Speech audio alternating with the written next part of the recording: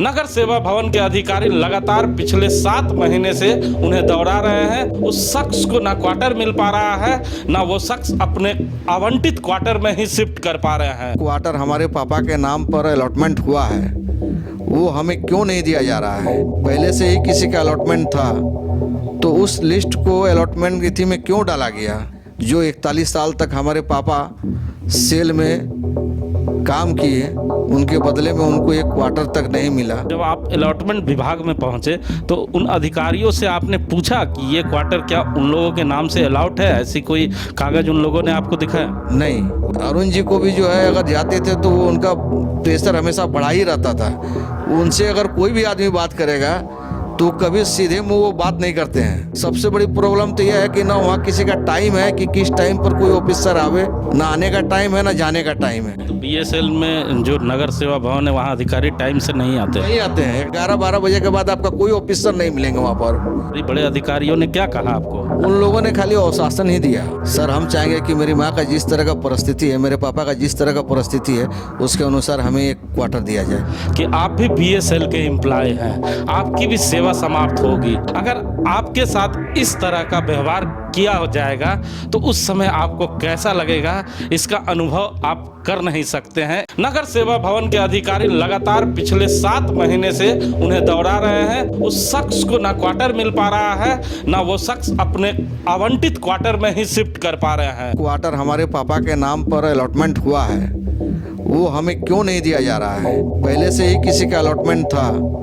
तो उस लिस्ट को अलॉटमेंट गिनती में क्यों डाला गया? जो 41 साल तक हमारे पापा सेल में काम किए, उनके बदले में उनको एक क्वार्टर तक नहीं मिला। जब आप अलॉटमेंट विभाग में पहुंचे तो उन अधिकारियों से आपने पूछा कि ये क्वार्टर क्या उन लोगों के नाम से अलाउड है? ऐसी कोई कागज उन लोगों ने आपको दिखाया? नहीं, अरुण जी को भी जो है अगर जाते थे तो वो उनका प्रेशर हमेशा बढ़ा ही रहता था। उनसे अगर कोई भी आदमी बात करेगा तो कभी सीधे मुंह वो बात नहीं करते हैं। सबसे बड़ी प्रॉब्लम तो यह है कि ना वहाँ किसी का टाइम है कि किस टाइम पर कोई ऑफिसर आवे, ना आने का टाइम है ना जाने का टाइम है। तो बीएसएल में जो नगर सेवा भवन है वहाँ अधिकारी टाइम से नहीं आते? नहीं आते हैं। 11-12 बजे के बाद आपका कोई ऑफिसर नहीं मिलेंगे वहाँ पर। बड़े अधिकारियों ने क्या कहा आपको? उन लोगों ने खाली आश्वासन ही दिया। सर, हम चाहेंगे कि मेरी माँ का जिस तरह का परिस्थिति है, मेरे पापा का जिस तरह का परिस्थिति है, उसके अनुसार हमें एक क्वार्टर दिया जाए। कि आप भी बीएसएल के एम्प्लॉय हैं, आपकी भी सेवा समाप्त होगी। अगर आपके साथ इस तरह का व्यवहार किया हो जाएगा तो उस समय आपको कैसा लगेगा, इसका अनुभव आप कर नहीं सकते हैं। नगर सेवा भवन के अधिकारी लगातार पिछले 7 महीने से उन्हें दौड़ा रहे हैं। उस शख्स को ना क्वार्टर मिल पा रहा है, ना वो शख्स अपने आवंटित क्वार्टर में ही शिफ्ट कर पा रहे हैं। क्वार्टर हमारे पापा के नाम पर अलॉटमेंट हुआ है, वो हमें क्यों नहीं दिया जा रहा है? पहले से ही किसी का अलॉटमेंट था तो उस लिस्ट को अलॉटमेंट गिनती में क्यों डाला गया? जो 41 साल तक हमारे पापा सेल में काम किए, उनके बदले में उनको एक क्वार्टर तक नहीं मिला। जब आप अलॉटमेंट विभाग में पहुंचे तो उन अधिकारियों से आपने पूछा कि ये क्वार्टर क्या उन लोगों के नाम से अलाउड है? ऐसी कोई कागज उन लोगों ने आपको दिखाया? नहीं, अरुण जी को भी जो है अगर जाते थे तो वो उनका प्रेशर हमेशा बढ़ा ही रहता था।